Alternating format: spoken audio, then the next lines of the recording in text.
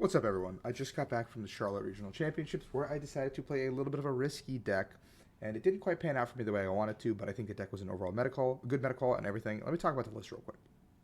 So, Roaring Moon, a card that I thought was going to be absolutely broken with the release of Paradox Rift. It wasn't really the deck that everyone had hoped it would be, but last or 2 weekends ago, maybe at the Portland Regional Championships, Ross Cawthon, an all-time legend, top 8 at this event as well, played a really cool Roaring Moon deck that I thought was one of the cooler decks of the tournament, and I took it back home and I played a bunch of games with it. I was pleasantly surprised. I thought it was a really cool deck, had a lot of merit to it.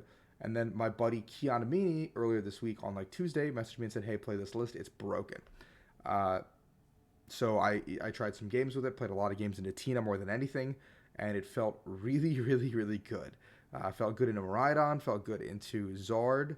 Okay, like 50-50 into Zard. But it didn't feel great into Gardevoir. And I said, this is a tournament where I don't think people are going to play Gardevoir. Let's see how the tournament goes. That being said, here's a 60 card list. 4 Roaring Moons, 2 Moltres V, because this card is so important, and if you prize one, it kind of throws off your entire game plan because E-Switch is such a pivotal part of the deck. 1 more Pico, 1 Radiant Greninja, 1 Mew EX, and the Squawkabilly, I think pretty staple for those. 3 Research, I think Research is really good, just discarding and drawing and just seeing cards is really important for this deck. And just being able to cycle through all your important cards. 2 Sada's Vitality, 2 Boston and Iono. Sada's not really great. You don't really want to use it that often. I think Research is way better to find your other pieces, to find the boss for the future turns, other stuff like that. 4 VIP Pass, 4 Ultra Ball, 4 Dark Patch, 4 E-Switch. Very consistent, very good. 3 Earthen Vessel to help you find your 9 Dark Energies. Just more cards you can find off Pokestop. That'll find you energies. That'll find you combo pieces. That'll draw you some more cards. 2 Trekking Shoes. These were just like blanks that Ross had in his list originally. In hindsight, I wish these 2 Trekking Shoes were 2 Pokemon catchers to give ourselves a little bit more swing turns. And potentially win games on like turn 1, turn 2, just being super aggressive, and just gut our opponent's board state with another added level of variance, but also volatility that makes this deck even more powerful if we get there. The shoes weren't really amazing for me across the day. I couldn't really tell a difference. Like a lot of the time I would shoe for the sake of shoeing, but I think catchers would have been way, way better. 2 Switch Cart, 1 Rope was good for just having switching options throughout the day. Switch Cart for Lost Box matchups especially. I had a Pal Pad to recycle my supporters. 2 Energy Boost Capsule and Emergency Jelly were absolutely broken as just tool cards to have across the day. 4 Silsoon, absolutely really pivotal, I think.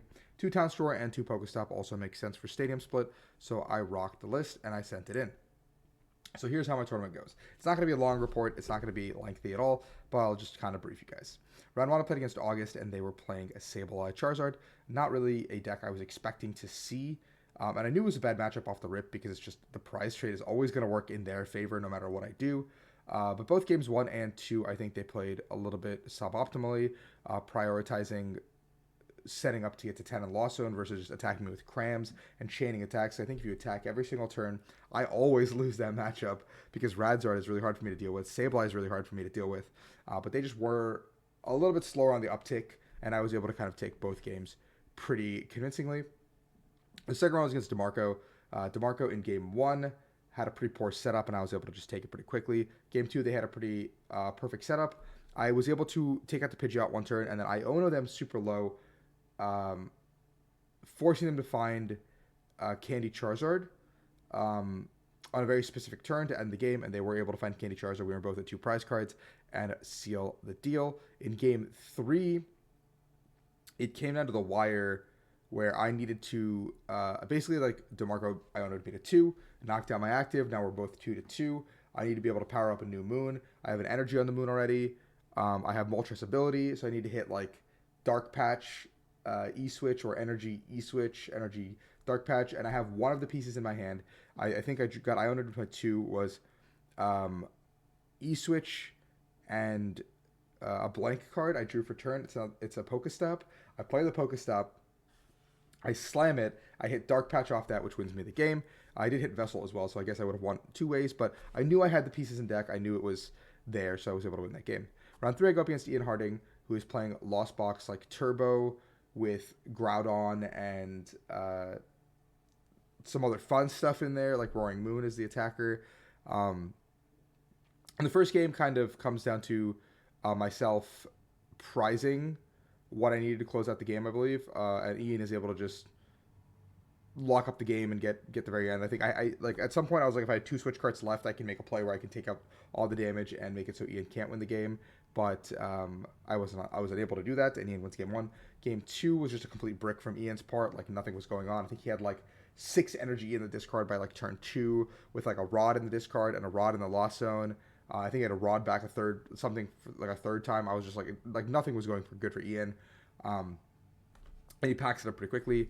Game three is a little bit of the same old, but I'm getting knockouts. Ian misses an attack at a certain point. And I think with a deck like that in Roaring Moon, you need to be able to chain attacks every single turn, because I have the Ancient Booster Capsules. I have this Emergency Jelly that can get me out of these situations, give me 60 extra HP both times, and maybe 120, which just pans out in my favor. Ian realizes he can't win the game because he's out of resources and packs it up.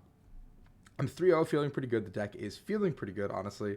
And then I hit Danny Thatch, who is playing Mew, DTE Mew, with a couple fusions.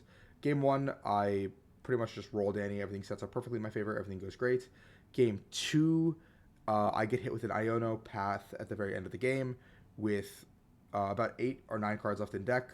After I draw my one for the Iono, with 2 Vessel, 2 Darks, and an E-Switch left in deck. Or, sorry, no, it was just those cards. I think I had a research. But I had 5 outs to win the game. When I counted, I drew for turn. I just need 1 energy to attach to my Roaring Moon, and I win the game. Or to Zard, or not Zard, to Moltres, and I win the game. I whiffed. So, happens, a little bit demoralized, go to the next game. Next game we set up, everything goes well. My hand is like the absolute stones at a certain point. Like I'm attacking with Moon, but my board is now Greninja and like Squawk, and I cannot find a second attacker for the life of me. I cannot find a Moltres, I cannot find a Moon, I cannot find a VIP, Ultra Ball, nothing. I can't find any of these things. And if I'm able to just put down another attacker, Danny's able to boss kill my Moltres on turn 2, by the way. So this is like relevant to the story. He kills my Moltres, I'm able to respond with a Moon on his Mew.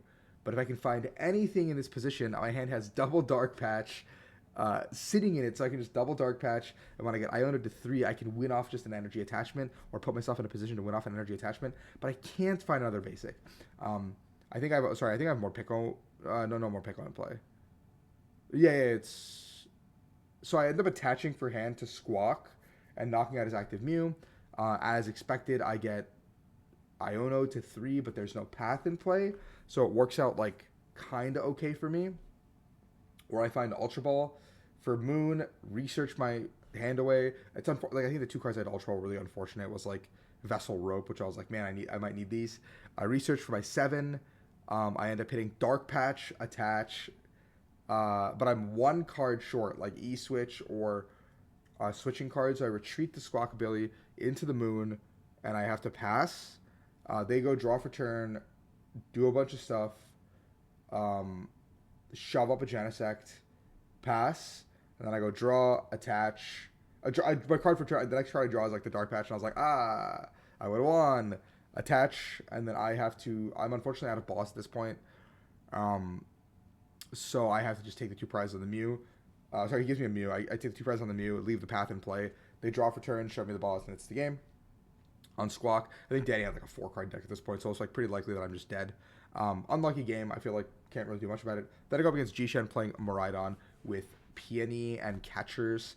Game 1, I basically just roll him because he wins the flip and goes second, but has like a really bad turn 1, so I'm able to just win. Game 2, he has a really good start and ends up winning the game off of a catcher flip, but he said it didn't matter. Like the catcher flip didn't have to come into play. He could have won in a different way. He said he just had boss in hand. I believe him. Whatever. Loses game 2. Game 3, I'm like absolutely steamrolling him, and he needs 2 separate catcher heads at those positions to win the game, and he gets both, which is really unfortunate for me, because if not, I think I just capitalize on like the board state and I can win from there. But a little bit of a high roll on both ends, and I think playing something like Peony Miraidon that's so volatile on their end, it has higher firepower, also makes me wish I played something like Catchers, because if I had a Catcher Heads at some point in the game, I would have been able to just go 2-2-2 and win the game, but I had to go 1-2-2 and had to rely on 1 more turn coming out of my not getting knocked out. And I did have a Moon with the thing, so I had to just hope that Jishen missed Catcher, which he didn't, which sucked. So I go to 3-2. I'm still feeling pretty good about the deck. I'm like, I can rally back, everything will be okay. I go up against Alberto, and then games 1 and 2 are both some of the worst bricks I have probably ever had. Um, it's just like open Greninja, 4 Dark Patch in hand, E-Switch, Rope, and I'm just like draw for turn, Pokestop. I Pokestop and it's like Pokemon, Sada or something, and I'm like, oh my god. Pretty quick, 2-0. And then I decided to drop from the tournament because points don't really do anything for me at this point in my season. I've already qualified for the World Championships, but I would like a win. I don't feel like my play has necessarily been too bad, and I think Moon was a cool deck. The meta call was, I think, a good meta call. Unfortunately, I think that it's one of those decks that leaves very little in my control, just like Moraidon. So as a good player, I probably shouldn't play decks like this. But I genuinely felt like it was a good deck. I like genuinely thought this was the play for the tournament.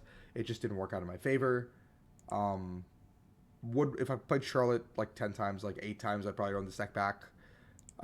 So you'll see me next in Knoxville, guys. I don't know what I'll be playing. You guys made my birthday awesome, by the way. It was really cool. A lot of people said happy birthday. You guys are amazing. And I will catch you guys at the next Pokemon tournament I play. And hopefully I have an actual result. I feel pretty upset at the last couple that I've not really performed the way I wanted to perform. But I'll rally back stronger, guys. Just wait.